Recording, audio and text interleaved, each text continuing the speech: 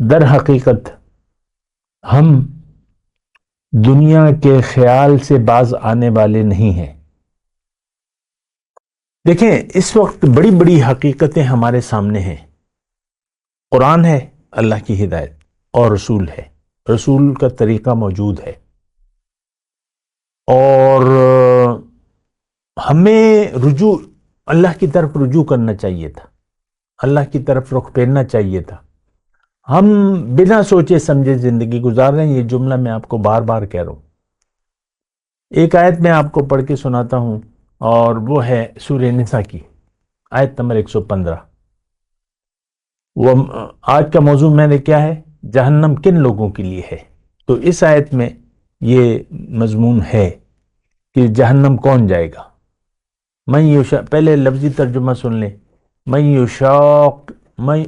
یشاقق الرسول من بعد ما تبین له الہدی ویتبع غیر سبیل المؤمنین نولہ ما تولی ونصلہ جہنم وساءت مصیرا۔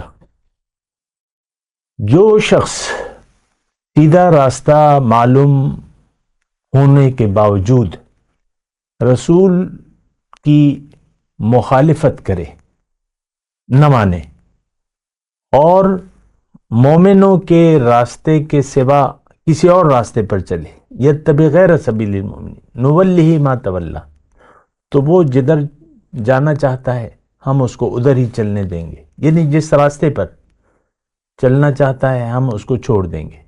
وَنُصْلِهِ جہنم، اور اس کا ٹھکانہ جہنم ہے، اور وہ بہت بری جگہ ہے، مسیر ٹھہرنے کی جگہ۔ تو دیکھیں، یہ آیت بڑی واضح ہے۔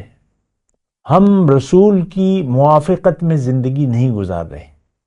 رسول کی پورا مشن جو الف سے لے کر یہ تک ہے، اس کے خلاف ہم زندگی گزار رہے ہیں، اس کی مخالفت میں زندگی گزار رہے ہیں۔